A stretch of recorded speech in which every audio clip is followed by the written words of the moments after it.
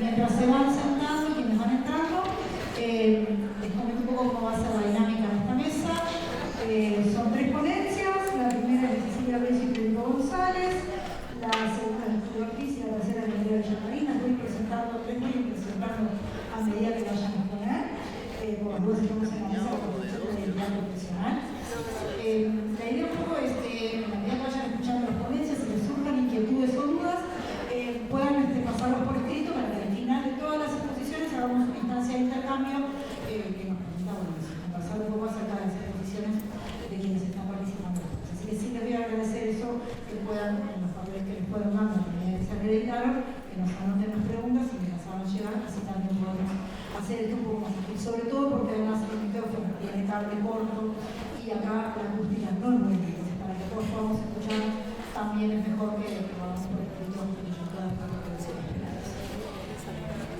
Entonces, vamos a empezar con la ponencia. Con la ponencia, la corrección de estilo y el estilo de la corrección como campos de problema. Quienes van a exponer son Cecilia Reyes y Federico González, aquí en la junta. Cecilia es licenciada en Lingüística, magíster en Enseñanza Universitaria y está doctorando en Psicología en la Universidad de la República. Se desempeña como profesora adjunta del Instituto de Fundamentos y el Método de Psicología de la misma facultad en la Universidad de la República y coordina también allí mismo el grupo de enseñanza e investigación en lectura y escritura académica en psicología y también tiene formación y práctica en el campo de la educación. Federico González, por su parte, es maestrando en psicología clínica también en la Universidad de la República y licenciado en psicología naturalmente, ayudante en este momento del Instituto de Fundamentos y Métodos de Psicología e integra el grupo de enseñanza e investigación de lectura y escritura académica en psicología y el grupo de investigación de literatura y psicoanálisis. Así que, lo quieran, les acerca el micrófono.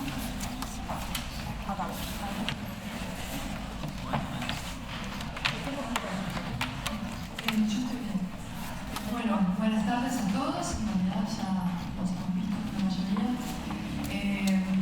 Nosotros tenemos una ponencia que es en coautoría y que es parte del trabajo del grupo de enseñanza e investigación en lectura y escritura académica en psicología, con el que venimos ya trabajando en la Facultad de Psicología acá, en la Facultad de Cine.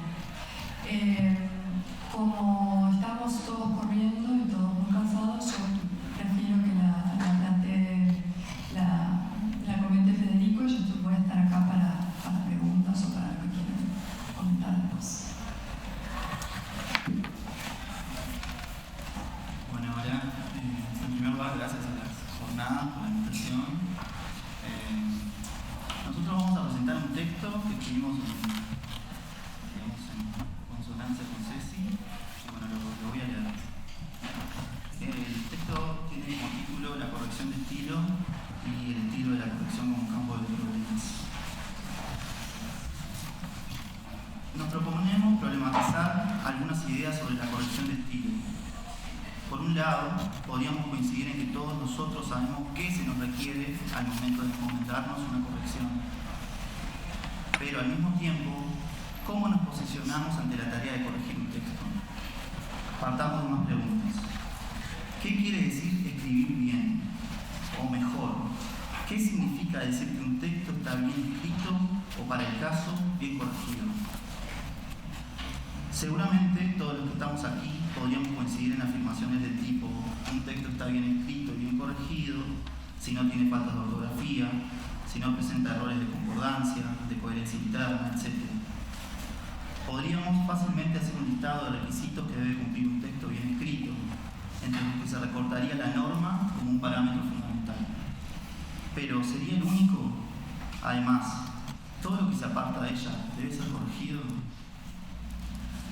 Lo que nos interesa señalar, más allá de que seguramente podemos llegar a acuerdos en torno a estas interrogantes, es que también podemos encontrar profundas diferencias.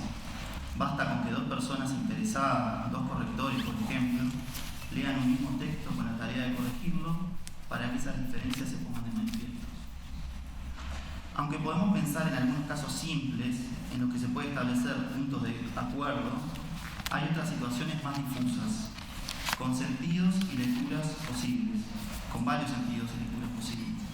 Entonces, esta multiplicidad de sentidos y de lecturas posibles ¿no entrarán en juego a la hora de pensar los diferentes modos de corregir? ¿Dónde está el límite entre lo que es indiscutiblemente de una manera y no puede ser de otra? O dicho en otras palabras, ¿cómo determinar cabalmente si lo que se escribió admite o no admite formas y posibilidades diversas? Un asunto importante a colocar es el de la diferencia que suele haber, si no de personas, al menos de posiciones, entre autor y corrector. La propia tarea de escritura implica reescrituras, en virtud de relecturas, correcciones, interrupciones, imprevistos, etc. Así que a su modo, los autores son los primeros en tener que lidiar con los problemas que el texto presenta. En este sentido, son los primeros correctores, corrigen mientras escriben. Esto da cuenta de un primer momento de la corrección, en el que la corrección forma parte del proceso de creación de un texto. Un segundo momento es el de la intervención del corrector en tanto que tal, cuya tarea es distinta de la de procurar el desarrollo de una escritura. En el caso del corrector de estilo, se trata de intervenir un texto a pedido de su autor, o de la editorial, o de quien esté cumpliendo esas funciones. Entonces, otra vez la pregunta: ¿qué criterios usa el corrector para corregir un texto cuya autoría es de otro? ¿Un texto sin errores, totalmente de acuerdo con la gramática, aséptico y depurado, es mejor que un texto con huellas de su autor? ¿Funciona mejor?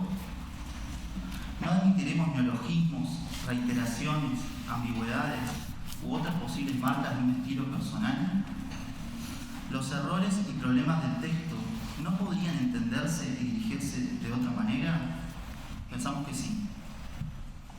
Entendemos que la tarea de corrección tiene efectos en el proceso de escritura y en el resultado del texto, y que esos efectos de diferente índole dependerán en mayor o menor medida de la manera en la que intervenga el corrector. No es lo mismo corregir buscando y encontrando los errores de un texto para atenuarlos, enmendarlos, rectificarlos, con fines de alcanzar un cierto ideal, que corregir considerando que los errores o problemas que un texto pueda presentar son posibilidades, potencias creativas que habitan el texto a la espera de ser descubiertas. Así lo dice el escritor argentino Alan Paus: corrigiendo no somos la policía de lo que escribimos, podemos ser, al contrario, la fuerza que definitivamente lo libera, lo multiplica y lo potencia. El aporte de Paus es estimulante para pensar este asunto, ya que considera que corregir implica tener que lidiar con lo imposible. Quienes tengan entre manos algo que corregir están en una situación imposible, dirá Paus. Pero, ¿qué sería lo imposible de la corrección? Podemos intentar responder a esa pregunta con el argumento de que no hay equivalencias entre lo que se escribe y lo que se quiere o se quiso haber escrito. Quienes escriben saben que esa brecha es insalvable, que escribir no es transcribir al papel o al archivo de Word las ideas que se nos ocurren, y que el verdadero desafío se juega en la escritura misma. Es en ese campo de batalla donde las ideas aparecen realmente y toman forma. Allí tampoco hay nada asegurado. Escribiendo cambiamos de ideas, pensamos otras cosas, nos adentramos en el equívoco, nos agenciamos con la escritura en un devenir otro en el que no hay nada fijo, estable ni inmutable. Por eso mismo decimos que es imposible una corrección que venga a hacer coincidir lo que quisimos escribir con lo que efectivamente pudimos escribir. Además, si de algo se trata la escritura, no es de voluntad, sino de deseo. Y el deseo, como sabemos, no goza de satisfacción absoluta. Por otro lado, también se puede pensar que corregir es imposible por ser una actividad virtualmente infinita. Un texto siempre es susceptible de nuevas correcciones. Borges decía que publicaba para no seguir corrigiendo. He ahí quizás una clave para pensar la corrección: el acto de renuncia ante la imposibilidad de tapar todas las fallas que un texto pueda emanar. En el caso de Borges, publicar era el modo de dar por terminada la tarea de corregir, un acto necesario para cortar el flujo, siempre un poco demencial e Si la referencia a Borges nos resulta interesante, es precisamente por mostrar un modo de lidiar con el problema de la corrección, propio de Borges, pero no el único. Otro caso puede ser el del escritor César Aira, que suele afirmar que no corrige o que corrige muy poco, y que si sus libros se publican no es para dejar de corregirlos, sino para pasar al libro siguiente, al que está por escribirse. Como si la poca o casi nula corrección en Aira funcionara como un método para fugarse hacia adelante, un procedimiento necesario para seguir escribiendo, su condición de posibilidad. Ahora bien, lo que muestran estos escritores, tal como dice Paus, es que no hay nada que haga posible tantas cosas nuevas como una situación imposible.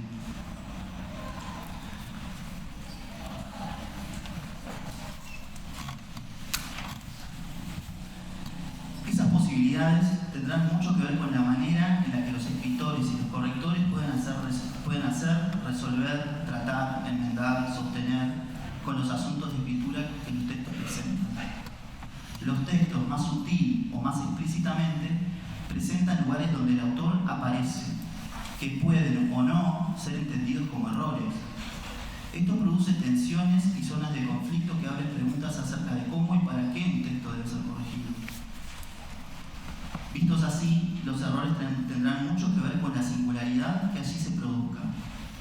¿Por qué no pensar que aquello que en un texto aparece como error, en realidad es la aparición misma de un autor, de un estilo, con toda la complejidad que eso implica? Los errores, esas piedras con las que tropezamos una y otra vez, tienen el ritmo de nuestro deseo, dice Paus. Y además, ¿en nombre de qué habríamos de ignorar ese sujeto que se muestra en las grietas del texto? ¿Lo haríamos en nombre de una supuesta calidad pretendida, para que sea leído más fácilmente y por más lectores? ¿Por el propio bien de los lectores, suponiendo que un libro sin errores les atraerá más que uno que los profundiza? ¿O acaso para proteger alguna reputación, sea la del autor o la del corrector de estilo? Además, ¿por qué suponemos un lector incapaz de hacer guiños, de juzgar con sus propias armas, de interesarse o no con tal o cual voz? ¿Es que los textos tienen una sola voz? Seguramente llevar estas discusiones hasta las últimas consecuencias nos aleja un tanto de lo que generalmente se piensa en cuanto a la tarea de corregir un texto. Pero creemos, no está mal plantear algunas de estas preguntas que quizá nos ayuden a no incurrir en posiciones ingenuas o demasiado reductivas del problema, de modo de poder restituir a nuestro saber hacer la profundidad que requiere. Volvamos a la idea de los problemas del texto, el lugar de los errores, que como hemos dicho puede perder su carácter deficitario para transformarse en posibilidades de escritura. Se trata de un modo de seguir con el problema, de no descartar los errores tan rápidamente. Lejos de segregarlos o de atenuarlos, nos interesa pensarlos como la vía regia que ciertos autores tienen para hacer algo imprevisto con el lenguaje. Desde esta otra perspectiva, la corrección no apunta a resolver los problemas del texto. De lo que se trata es de abandonar la idea de solución e intercambiarla por la idea de profundización. Si los problemas son considerados como el acceso a formas imprevistas de escritura, y si consentimos a la aventura de dejar que esas formas sobrevivan al dogma sanitario de las soluciones, entonces nos encontramos ante una política de la corrección diferente. Una forma de concebir la corrección que abandone la práctica expeditiva de las soluciones para adentrarse en algo que podemos pensar como una política perversa de la corrección. Perversa porque no obedece los parámetros establecidos por la norma, ni responde al mandato de conseguir un resultado de calidad, ideal, exento de errores. Paus propone pensar la corrección como un trabajo que exigirá prestar atención a aquellos problemas que al interior de la relación entre el texto y su autor se producen como fallos, vacilaciones, ideas brillantes que no duran ni 2 páginas, marchas contra marchas, perplejidades, atolladeros, falsas soluciones, con el fin de poder pensarlos como posibilidades de escritura, como la continuación de la escritura por otros medios, tomando una expresión del propio Paus. Sabemos que el lenguaje no es estable porque el sujeto tampoco lo es, y en él se producen diferentes efectos de sentido sentido, aún en los errores, que pueden aludir intertextualmente a otros asuntos y asociaciones por las que el autor esté interesado o afectado. En este sentido, cada escritor y cada corrector deberá lidiar a su modo con el problema.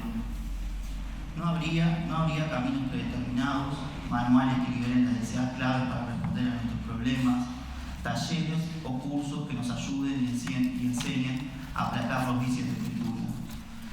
Entonces, de nuevo, ¿cómo posicionarnos para intervenir un texto del que no somos su autor y poder llevar adelante nuestro trabajo? Estamos pensando, y esta es una idea que tenemos que formular mejor todavía, que la tarea de corrección solo se puede producir en una cierta transferencia, tomando este concepto en lo que tiene de psicoanalítico, algo tan singular como una escritura, casi una prolongación del cuerpo del autor, no puede ser corregido, marcado, intervenido por cualquiera. Para poder darle mi texto a leer y más a corregir, tengo que suponer un saber en que está leyendo. Y no se trata meramente de un saber de las reglas de la gramática o la sintaxis. Se trata de un saber de la lengua, en una atribución tal que incluso el corrector tiene que anticipar o desentrañar aquello que el autor quiso escribir en esa pretensión imaginaria e imposible, como vimos, de hacer coincidir el plano ideal con lo que efectivamente quedó escrito. Eso explica algunas de las tensiones que a veces se generan entre autor y corrector, dado que la tarea de encontrar siempre la palabra justa, aquella que faltaba y que viene a completar y suturar el texto de manera definitiva, es siempre una tarea fallida. Pero estas ideas necesitan un mayor desarrollo todavía. En fin, lo que queremos plantear es que las propias ideas de corrección y de corrección de estilo tienen que ver en última instancia con prácticas de lectura y escritura en la que todos los actores, autor, público, editores, correctores, amigos, primeros lectores, texto propiamente dicho, estamos implicados de una manera o de otra. Y cómo se desarrolla la tarea de la corrección depende fuertemente de esa implicación. ¿Es posible ser dueño de la lengua diciendo y escribiendo siempre correctamente? ¿Se puede garantizar que no haya errores, incluso si acordamos qué vamos a entender por error? ¿Será que el propio concepto de error, que ha sido pensado desde distintos ámbitos como la pedagogía, la teoría de la enseñanza, la filosofía, la ciencia, es transparente y no admite polisemia, incluso errores? ¿Por qué, si la remitimos al campo del lenguaje, tendemos a considerar la idea de error como algo que nuestra función tiene por objetivo erradicar? Podríamos decir que la literatura está constituida por escritos que promueven la ambigüedad, la polisemia y exigen una posición activa del autor. Pero también en el ámbito de la escritura académica, en el que ambos trabajamos, es exactamente lo mismo. ¿Por qué todavía leemos y escribimos sobre e incluso admitimos interpretaciones diversas o contradictorias de autores que consideramos importantes? Pensemos, por ejemplo, en Saussure, Lacan, Foucault, por nombrar algunos. ¿No sería en virtud de todo el vacío que nos dejas en sus textos para seguir pensando y seguir produciendo? Todo esto no tiene efectos de lectura y, en esa misma medida, también de corrección. Pensemos en las dificultades de establecimiento de textos, sin ir más lejos de esos autores que acabamos de mencionar. Casi todos ellos desafiaron a sus editores, investigadores y correctores al pasar de un lenguaje oral, de un registro oral, a una puntuación escrita. Desde nuestra perspectiva es imposible entablar una relación de dominio y de control con la lengua. Excluyendo ese punto de imposibilidad estructural, la tarea de la corrección se entiende como necesaria, dado que coloca a un tercero que llega al texto con otra distancia y con otra función. No la de hacer discurrir la historia, o los argumentos, o las declaraciones, o lo que fuera de que trate nuestro texto en cuestión.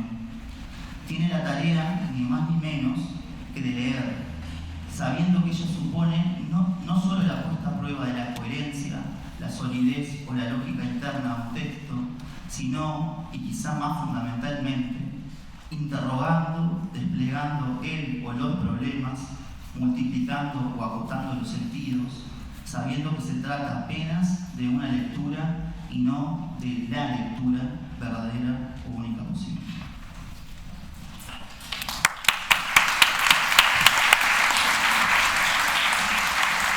Muchísimas gracias. Si ustedes saben, que los moderadores tenemos una tarea muy ingrata, que es hacer saber a los expositores que les quedan 5 minutos para terminar estos segundos. La verdad que no es más agradable lo que pasa. La siguiente ponencia es la de Julia Ortiz. Su título es Actividad autoral contra el proceso editorial, la editora como doble agente.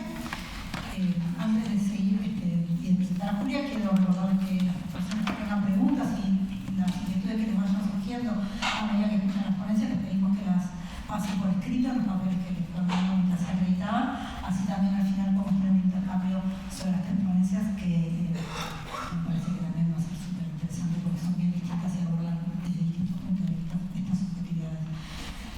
Julia cursa especialización en traducción literaria en la Universidad de Buenos Aires, pero es licenciada en Letras por la Universidad de la República. Es la editora responsable de Criatura Editora, también es docente de la Tecnicatura Universitaria en Corrección de Estilo de esta casa de estudios desde 2019 y es su directora de carrera desde 2024, o sea, desde el año pasado. Ha trabajado como correctora, como colaboradora en artículos de cultura para prensa y como librera y también como investigadora por parte del proyecto de las revistas culturales y la configuración del campo literario de Platense. Y su más reciente publicación es la traducción comentada de un poema de Emily Dickinson en la revista Hablar de Poesía, Buenos Aires, en 2024. Entonces, ¿cómo? ¿Quieres el pie del micro? Gracias. No. Perfecto. Muchas gracias. Me encomiendo a los 15 minutos, me parece, ¿no? Yo te voy pasando papeles.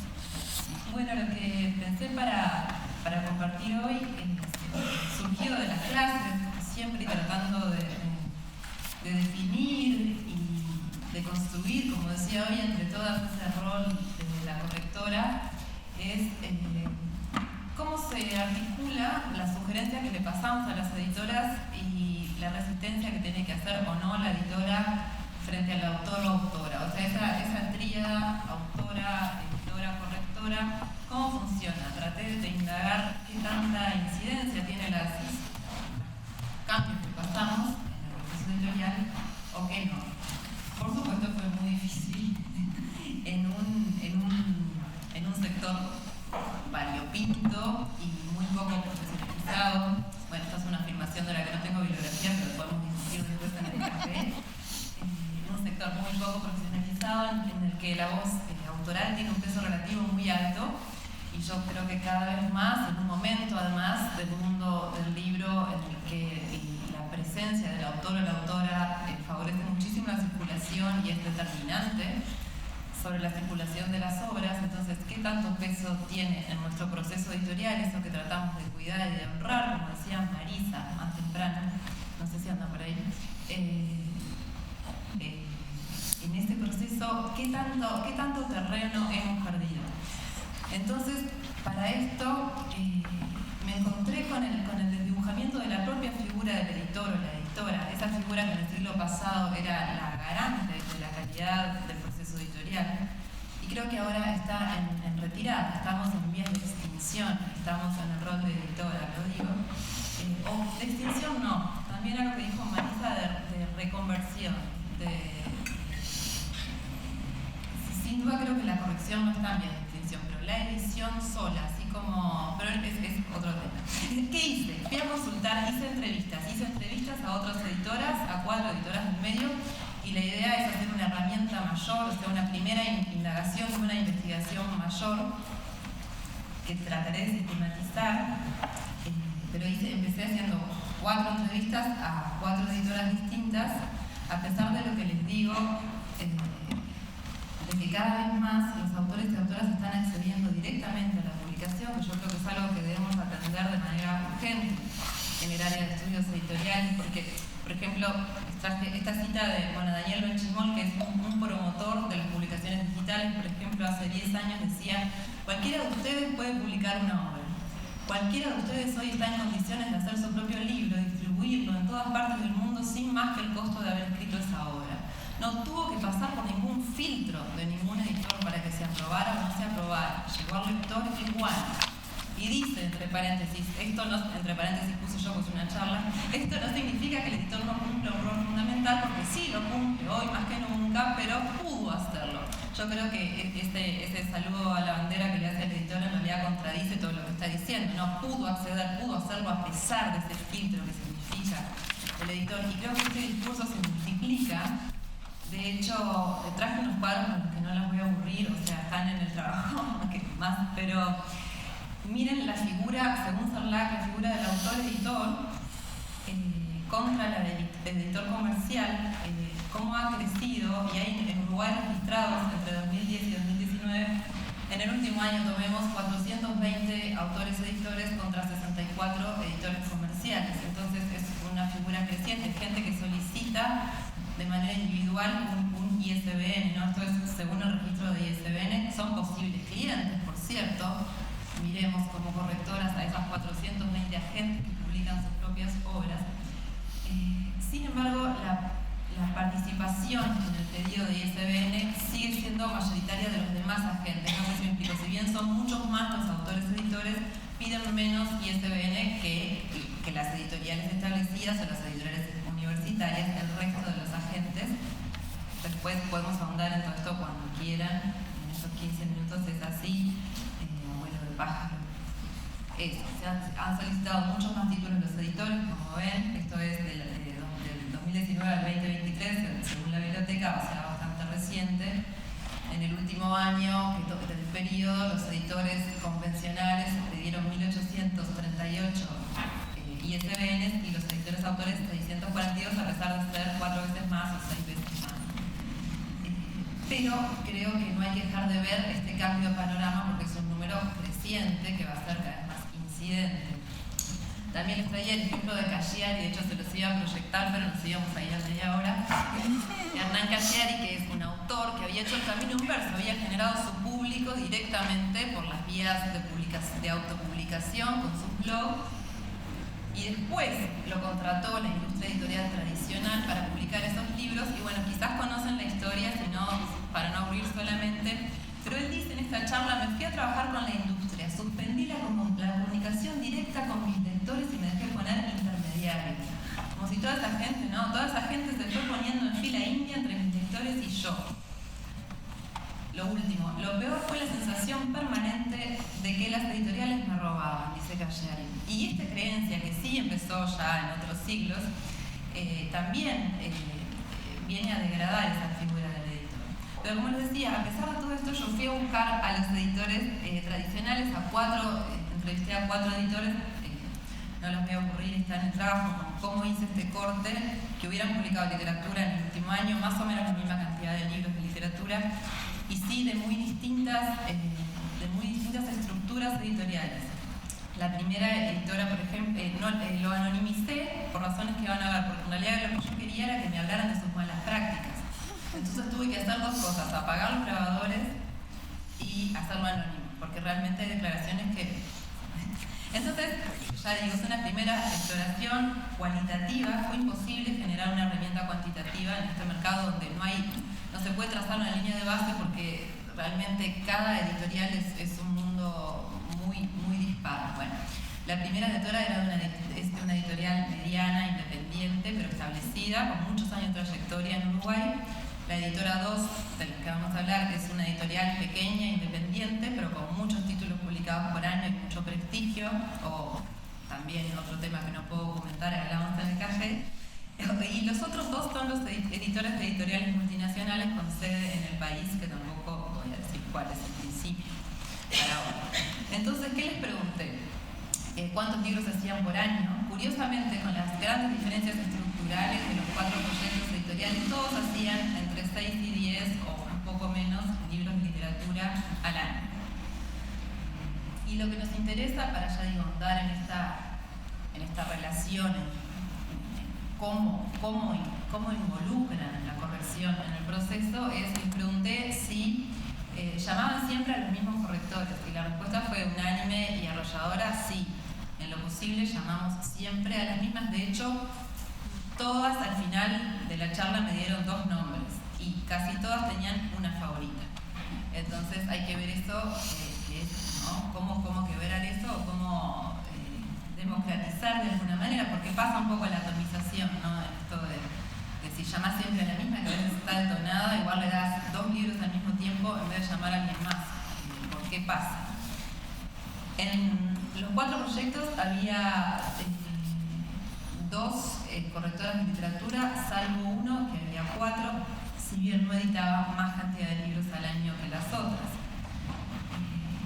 3 de los 4 entrevistados, declararon que sí se fijaban mucho en el perfil de la correctora, que no llamaban a cualquiera, que habían ido depurando perfiles de literatura y se habían quedado con esas correctoras, y a la mitad no les importaba la formación y a la mitad sí.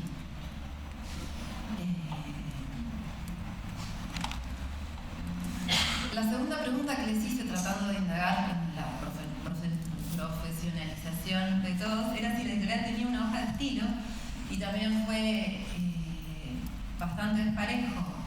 2 editoras dijeron que no y 2 que sí, pero la editora 1 me dijo que no tenía una hoja de estilo escrita, en realidad sí tenía, consultando, decía que las correctoras le consultaban y ella daba las respuestas porque conocía el estilo editorial de su casa. Incluso me comentó que habían hecho una colección aparte de la colección central, y para esa colección aparte su correctora favorita sí había hecho una mini hoja de estilo, así me dijo.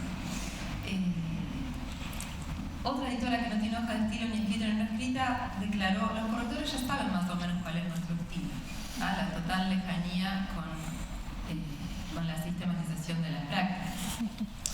Otro editor dijo: no es negociable tener una hoja de estilo escrita que pasa por encima de cada libro, que es muy raro de ver en el medio editorial local. Y la otra, multinacional en este caso, sí tiene una hoja de estilo que fue generando esa editora, pero dice que no es estanca, que se va nutriendo, que se las comparte a las correctoras antes de empezar y va creciendo. Quiero decir que en todos los casos, incluso en los editores de multinacionales, que son igual 4 editores en planta y editores externos, y los que son una editora de mesa sola por proyecto o 2, todos declararon que no tienen procesos sistematizados, que en cada libro van viendo. Eso es una frase que se repite en las entrevistas y habla un poco de lo que yo intuía y no voy a poder probar, como les decía, por ahora. Todos dijeron que no era sistemático, incluso en las multinacionales, de una editora a otra variaba el proceso porque quedaba en manos de la propia editora, incluso a qué equipo de correctores contratar. Por tanto, es imposible sistematizar incluso para consultar. Si bien, por supuesto, tengo solo 4 casos, no es una población como para sacar ninguna conclusión, ya digo, lo que quiero hacer es construir una herramienta para así hacerlo más extensivo. Les pregunté también qué promedio de intervenciones por página devolvió el corrector o la correctora de los últimos 3 libros de literatura que editaron. Y de esas correcciones, ¿cuántas pasaron? O sea, ¿cuántas? No te puedo creer, ¿en serio? ¿Cuántas pasaron?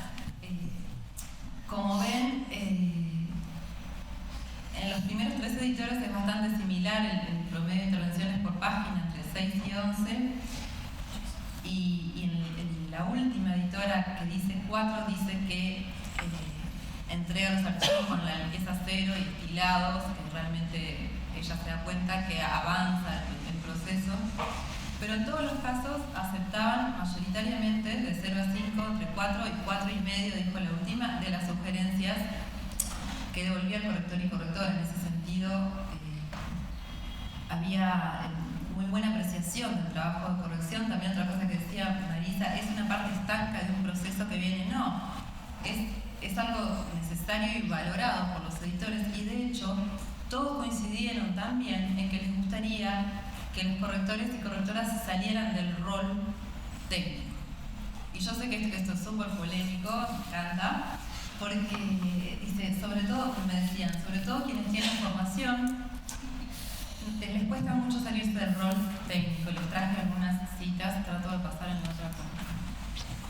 Yo les pregunté, ¿con qué frecuencia quien corrige detecta errores de continuidad o coherencia narrativa en los manuscritos? Y me decían eso, la mayoría de las correctoras son reacias a acceder al rol técnico, tienen tendencia a la mirada de tubo, que me pareció tremendo, y pierden la amplitud de la obra. embargo, las correctoras con más trayectoria sí se sienten avaladas para hacer esos comentarios. Otro editor decía, prefiero descartar un comentario que no haberlo recibido. O sea, en todos los casos había mucha apertura a traspasar el rol técnico. Me decían que solo una de las que trabaja lo hace, es frecuente, ella lo hace siempre. Me gustaría que todos lo hicieran. Sé que la cabeza de las correctoras, perdón por la rata, a veces cuando les pedís trabajo de editing se ofuscan un poco porque no les corresponde, pero para mí es un plus. Me encanta, me da mucha seguridad. La otra dijo, solo una, es el ideal que pudieran aportar más, hacer comentarios de los que aprendo. Obvio que me gustaría que pudieran hacer más de estos comentarios. Igual también reconocieron la parte económica. Ante la repregunta reconocieron que, claro, que si iban a hacer el trabajo de editing no podían percibir el sueldo que se les ofrecía como correctores. Sin embargo, lo que a mí más me interesó de esto es ese movimiento de necesidad. O sea, tenemos que estar atentas hacia dónde van las necesidades del mercado. No digo solo por la inserción laboral, sino por qué se espera de un corrector. Y es lo que problematizamos siempre en clase y se problematiza cada vez más con las herramientas de inteligencia artificial. ¿En qué quedará nuestro trabajo? Que no creo que vaya a desaparecer como correctoras, pero que tiene que ser dinámico. Entonces, me parece urgente replantearnos eso de no, hasta acá voy yo y después es tu trabajo. De hecho, uno de los editores decía, ¿a quién le corresponde qué? Es una idea muy chiquita, decía, para él. Es como un recorte del mundo que no me interesa y que es muy chiquito. Y el lado también luminoso, que casi nunca detectan errores de continuidad, hay mucha confianza en las editoras. La editora 1 decía, sabe más que yo, mi editora, mi favorita. Entonces, a veces cuando pensamos en le pregunto a la editora, yo trabajo para la editora, y la editora es la que toma las decisiones, no, la editora está confiando en que vos tomes las decisiones. Se les pide ayuda con un asunto que no se pudo resolver en edición, decía el editor 3. Pero también la editora 1 decía, pero yo el libro ya lo leí muchas veces, conozco a los autores, conozco a la voz autora y puedo decir si un cambio va o no va. Voy a pasar porque veo carteles espantosos, horribles, ya no sé, bueno, chao. No te vayas. Es frecuente que se introduzcan, les pregunté si es frecuente que se introduzcan cambios de contenido en la etapa de prueba de galeras. Es frecuente que, como les decía acá, es difícil que me confiesen las malas prácticas. Pero hablando en criollo, como se dijo mucho hoy como expresión que me gusta, sí, todo el mundo introduce cambios en la etapa de galeras que no debería. Habilita el diálogo directo autor-correctora, la mitad me dijo que sí, la mitad me dijo que no, y es muy bueno las diferencias diametrales de concepto en este sentido. Sí, claro, no me gusta que queden anónimos, me dice la editora 1. No, el editor es el centro al que van todos los radios del proceso, es el que tiene que responder por las decisiones. Este es el autor que corta todo. La editora 4, no sin intermediación, da un ejemplo de un Zoom, pero siempre con la editora de por medio. La editora 2 dice, sí, claro, ¿por qué cargarme a mí en algo que tienen que resolver entre ellos? Entonces, es una foto súper desenfocada, ¿no? Del deber ser del editor. Y qué tan pesada es la voz autoral en las decisiones finales, también les pregunté. Y la mayoría dijo 3, y solo la editora 1 tuvo la valentía de decir 5. Y dijo del 0 al 5, del 1 al 5 les dije, está mal. Es su libro, dijo la editora 1, contundente. Es su libro, yo puedo decidir no publicarlo, pero no puedo tomar yo las decisiones. La editora 4 relativizaba, decía que era importante el diseño de etapa, pero no en los asuntos concernientes al proceso de edición del texto. Es un negocio con el autor y un intercambio de rehenes, fueron las citas que más me gustaron, porque es muy cierto, es un intercambio de rehenes con el autor, es tal cual. Las editores muchas veces hacemos eso, nos reunimos con los autores defendiendo las decisiones de la correctora que ya aceptamos, con lo cual tenemos que respaldarnos. Y empezás a negociar con el autor dependiendo mucho de cada bolsillo, de cada corazón. Pide aplicación y regulan cuando la correctora devuelve la justificación. Hermoso. Es lo que siempre tenemos que estar preparadas para hacer como correctoras, devolver una justificación que haga regular al autor, ¿no? La editora 1, si bien decía su libro, decía, los buenos autores no tienen problema con escuchar las modificaciones. Es al revés, cuando alguien es muy inseguro es que todo le molesta. Ya me salieron todos los carteles, así que nada, dejo la presentación y mi idea era una mini conclusión. Una mini conclusión es que de lo poco que pueden llegar, ya digo, con esta primera exploración, es que sí, la voz del autor pesa más de lo que quizás los editores quieren admitir. La editora 2 decía, confiamos en el autor y no mandamos corregir poesía. Y después los mismos que me decían que la voz del editor el del autor era 3, antes me habías dicho, los autores me piden especialmente a un corrector que les gustó.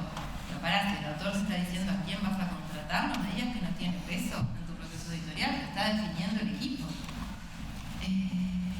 Bueno, después les pregunté sobre los vínculos, sobre si el vínculo editor-autor tenía que ver con el lugar que había para asaltar las correcciones, y sí, coincidían en que era súper vincular. Ya te estás parando. Dejo la ponencia, espero seguir indagando sobre esto y otros temas con ustedes, y no les quiero sacar más tiempo, así que sigamos charlando sobre esto. Muchas gracias.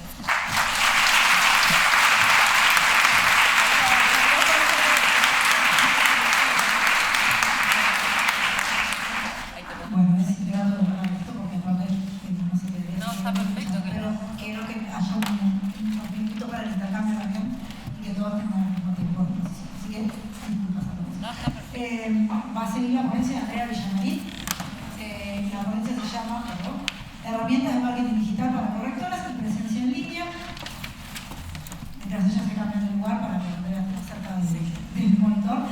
Les cuento que Andrea es analista en marketing y también pertenece a la Tecnicatura de Corrección de Estilo de nuestra facultad. Y también ha participado del gobierno de nuestra facultad, para mí. Dirige a la publicidad en el Centro de Marketing Digital y Community Management en la Alianza Cultural de Estados Unidos de Norteamérica y es miembro de la Asociación Uruguaya de Correctores de Estilo y del Círculo Creativo de Uruguay Publicitores. Así que con Andrea para no sacar más tiempo. ¿Querés enviar el libro? Ay, sí, se enviaron por ahí.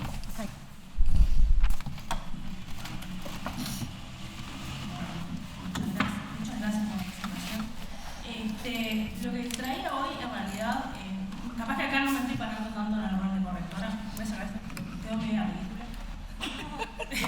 No me estoy parando tanto en el rol de correctora, sino en el rol de la otra profesión que yo tengo, que disfruto mucho, que ya hace 10 años que soy analista en marketing. Ahora. Entonces, esto está subido en una página. Está pasando. Está pasando. Está subido en una página.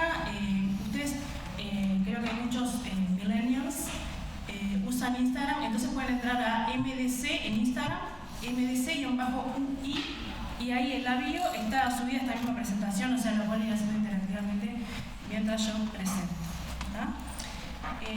Bueno, entonces, la presentación que les traía, un poco capaz que se cuestiona, bueno, ¿qué autoridad tiene Andrea para ponerse a hablar de esto si todavía no se recibió? Esta charla surge de una conversación que tuvimos, un tallercito ahí que preparé para AUCE en septiembre del año pasado, más que nada como para aprender a usar LinkedIn y Behance, que es otra plataforma para portafolios, ¿no? Portafolios creativos, más que nada gente de diseño gráfico, bueno, algunos que se quería ahí como medio indagar por la parte del diseño editorial, explorar un poco esa posibilidad. Y generó como bastante curiosidad. Ahora justo en el corte una compañera se me acercó y me dijo, ¿me diste yo con LinkedIn? Bueno, estaba yo encantada. Les voy a contar un poquito de las credenciales que tengo. Yo ingresé a la TUS, bueno, me recibí en analista en marketing en 2015, hace ya 10 años. Ingresé a la TUS en 2021. Bueno, un periodo que ocupé espacio de gobierno. Bueno, ahí en 2024 yo estaba trabajando en una multinacional, me ascendieron a cliente, o sea, me invitaron a retirarme. Y la problemática que una tiene cuando es mayor de 40, es mujer y es mamá, con un niño, bueno, es como me inserto laboralmente. Entonces empecé a explorar un poco el tema de freelance, me asocié con una amiga que justo se había recibido community manager, justo, tuvimos ahí una pequeña experiencia digital. Y bueno, soy afiliada a AUCE y al Círculo Creativo de Uruguay y a publicitaria.org como Daniela, que estuvo ahí más temprano.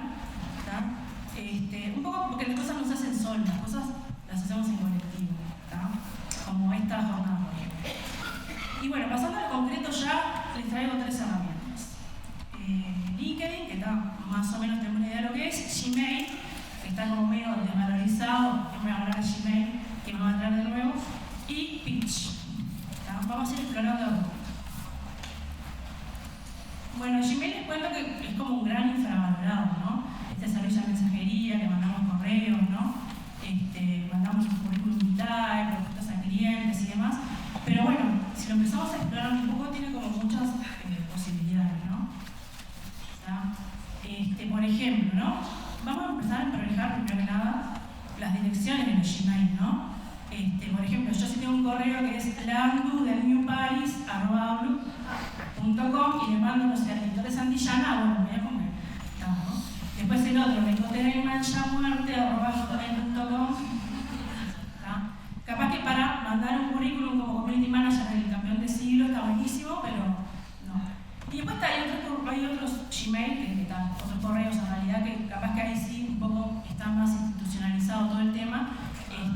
Que ahí uno empieza como a mostrar otro a quien lo recibe, y no es lo mismo que recibir un mail de lecoteraymanchamuerte@hotmail que recibir un correo que te diga marketing@propiedadespm.com. Ahí cambia un poco. Parece bastante obvio decirlo, pero, o sea, más que nada quiero dirigirme un poco capaz que a la gente que recién egresó, que no se anima a ponerse correctora o link adelante, que está bueno hacerlo. O sea, ¿por qué no te vas a poner link en tu propio correo? ¿Está corriendo bien ahí la página? Sí, está perfecto. Está bien. Bueno. Después, cuando uno manda el currículum, obviamente, una cosa es mandarlo tan solo pegado, sin asunto, así, a la bartola, ¿no? Otra cosa es como, juntar el currículum para el asunto, me postulo a tal cargo. Después otra cosa, primero que son como niveles, ¿no? Después, personalizar un poco el asunto y agregar una carta genérica de presentación. Y otra cosa, una carta más personalizada, más perfilada al cargo que me estoy postulando, ¿está? Esta presentación, ¿saben que esta presentación en realidad la subí como una página web? Van a encontrar que hay algunos links que ustedes pueden explorar un poco más. Acá justo no está linkeado, pero les quería contar que hay una inteligencia artificial, un visor, que elabora cartas de presentación, de postulación para los empleos.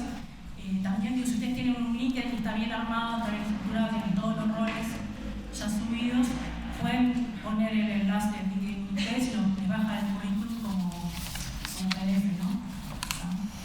Bien. Avanzando un poquito más dentro de Gmail todavía, una cosa es el tema de la firma profesional, ¿no? O sea, como uno personaliza su propia firma. Acá lo que hice, fue generar una firma simplemente con colorcitos, ¿no? Mi nombre, el título, algunos enlaces a redes profesionales, y después les quiero mostrar un poco cómo queda cuando uno lo profesionaliza un poco más, ¿no? Cuando ya agregas el logo de tu empresa, de tu emprendimiento, de tu marca, están los enlaces a las plataformas, a las redes sociales profesionales que uno tiene. Y acá está el tutorial linkeado para que ustedes lo exploren. De cómo cómo pasas de esto, que simplemente es modificar color y tipografía, a personalizar un poco más. Acá el tutorial tiene ese dato. Bien. Después, acá el plato fuerte es LinkedIn, que es esta plataforma con contenido corporativo más que nada. Es importante conocerla, manejarla para cualquier rol que ustedes vayan a postular. Y también en todo lo que son redes sociales es importante reconocer el lenguaje de cada red social, cómo las personas performan sus propias características, su personalidad, sus aspiraciones, cómo se comunican unas con otras. No es lo mismo en Twitter, que es como más para la discusión, el barco de la pelea, que en LinkedIn o YouTube, por ejemplo. Lo mismo el contenido que uno puede encontrar en estas plataformas. Hay que empezar como a reconocerlas y conocerlas. LinkedIn más que nada se enfoca en lo que son relaciones business to business, o sea, cliente a cliente, todo este mundo corporativo, de las empresas, de los departamentos de recursos humanos, compras y demás. Por supuesto, el proceso de selección, de búsqueda de empleo. También hay mucho contenido corporativo, ¿no? De cómo las marcas generan esa cultura de empresa y empiezan a subir contenido, y los valores de cada marca. Acá también dejé linkeado un tutorial para poder empezar a usarlo. Es importante, bueno, cuando empecemos a usar esta red, no improvisar, tratar de planificar, bueno, pensar qué foto de perfil pongo, qué foto de portada, completar los datos de la manera más profunda posible. ¿Sí? Bueno, tiene algunos aspectos en común con otras redes. Hay diferencias entre un perfil personal y una página de empresa. Por ejemplo, AUCE tiene una página en LinkedIn que les recomiendo. Les invito a seguir la página. En eso se parece como a Facebook, ¿no? Sí, a Facebook. Se parece como que uno puede tener su perfil personal y aparte puede tener una página como más de empresa. Bueno, también se pueden crear eventos, agregar contactos, al chat, ¿sí? Hay grupos de interés, se puede compartir contenido. Y bueno, creo que una de las cosas como para enfocar, que uno de los errores más frecuentes que uno se encuentra, que suben el currículum como si fuera una foto de Instagram, que eso no está bueno. En primer lugar, porque se exponen un montón de datos, se ponen el teléfono de ustedes mismas, el teléfono de las referencias, se ve todo ahí, o sea, es como tremenda exposición. Y aparte también están dando el mensaje de que no saben usar LinkedIn, o sea, que no saben cargar específicamente en cada módulo lo que va. Y también hablando con gente que hace la parte de recursos humanos y que son recruiters, el tema de que a ellos no les interesa coleccionar figuritas, no les interesa coleccionar documentos, lo que quieren es contactar con el talento. Entonces, digo, esto que uno muestre así su currículum en formato imagen, o sea, realmente no adelanta, no aporta valor. Yo entiendo que a veces digo, se ve en la desesperación o en la inexperiencia que pasa esto. No me gusta mucho ser autorreferencial, pero les quería mostrar cómo queda cuando uno empieza a cargar su propia experiencia de trabajo, ¿no? Su formación, los cursos que uno va haciendo. Hay un módulo específico de educación que uno carga, todo lo que estudió. Después con la experiencia laboral uno carga también las experiencias laborales. Y también es importante tenerlo activo la mayor parte del tiempo posible, no solo postear cuando estamos en búsqueda laboral, no hacer postulaciones masivas de empleo, ya me vi, no hacer postulaciones masivas de empleo, enfocarse, perfilarse a lo que uno quiere, ¿no? Y tampoco esta cosa como que a veces LinkedIn en los últimos años como que también se ha vuelto medio Twitter, que la gente se escribe para bardearse, o también hay muchos comentarios como obsecuentes, no quiero usar la palabra chupamedias, pero bueno, la gente como que hace esos comentarios para no sé, para ganar la confianza de otros, pero es como demasiado, tratemos de aportar valor. Y lo último es Pitch. Pitch en realidad es una plataforma también que permite generar presentaciones, pero también es una forma de discurso. El pitch básicamente es el discurso en el cual uno se vende y trata de convencer al otro de los valores que tengo. Cuando voy a una entrevista de trabajo está bueno practicar un pitch, ¿no? Se trata de una presentación breve, introducimos nuestra formación y actitudes de una forma atractiva. O sea, hay distintos tipos de pitch. Hay pitch para conseguir socios, para conseguir inversores. Acá les dije linkeado también los distintos tipos de pitch.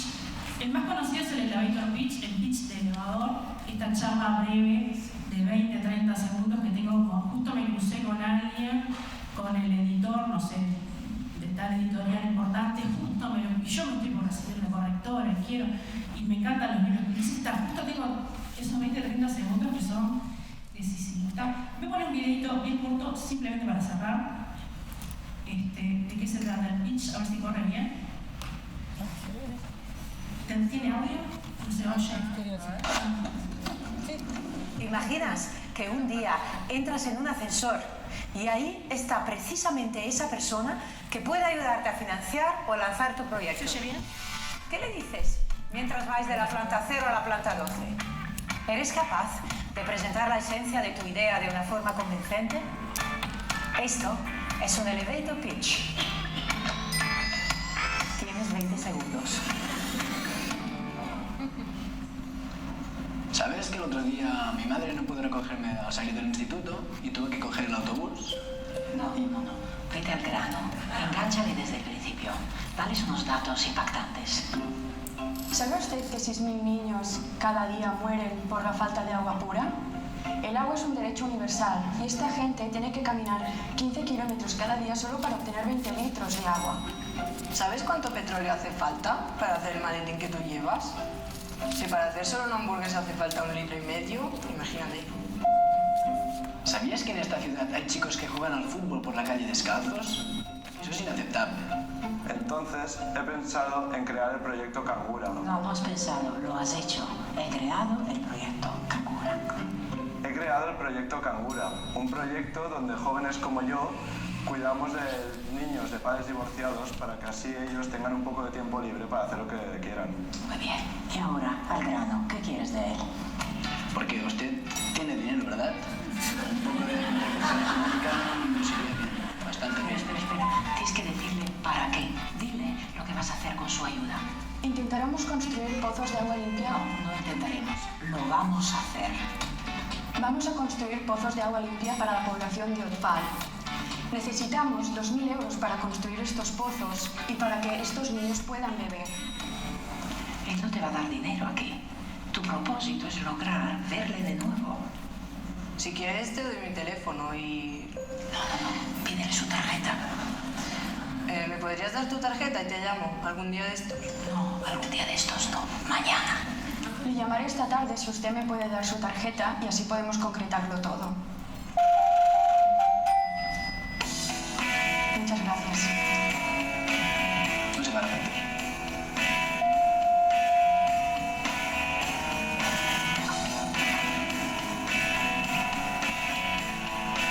¿Ves?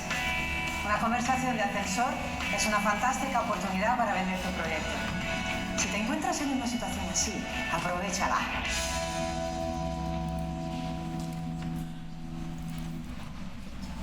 No sé si estaban familiarizados con esta idea del elevator pitch, creo que es como un insumo que está bastante potente.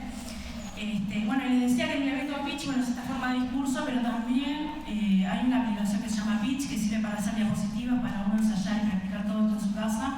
Está muy bueno para ir, como medio así, medio volanteado con la entrevista de trabajo, o cuando uno va viendo sus propios proyectos, para el caso de gente que sea emprendedora, ¿no? Y bueno, acá les dejé también el dato de algunas otras diapositivas de soporte que pueden usar para practicar. ¿Tá? Y bueno, acá quería cerrar un poco con esta frase, que a veces la gente que ha ido a las asambleas de la MUSE me conoce y yo es una frase que es mi latinillo. Les quiero decir que todo esto se logró por el trabajo conjunto de AUCE y del área de estudios editoriales de la Facultad de Humanidades. Y que bueno, es muy importante en el contexto regional que estamos, que a veces se desprestigia la universidad pública, se desprestigian las humanidades en general. Es muy importante en la instancia que se encuentra una asociación civil con una universidad pública para lograr esto, y este módulo también, o sea, de capacitación, enfocado en nuestra identidad profesional, porque estamos aspirando a salir y lograr lo que estudiamos. Entonces les quiero dejar esta frase, ¿no? No es lo mismo pasar por UDELAR a que la UDELAR pase por vos. Entonces yo realmente me quiero despedir con esta frase y que nos vayamos un poco pensando esto, cuánto nos aporta hoy por hoy la UDELAR a nuestra formación profesional y personal, y todo lo que les podemos devolver el día de mañana. Bueno, muchas gracias.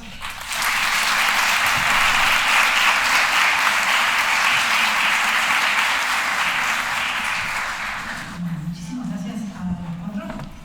No sé si tienen preguntas, creo que sí. Yo, mientras se van intentando armar algún papel con alguna pregunta, o bueno, si no la terminan de hacer contigo, la puedes poner en por supuesto.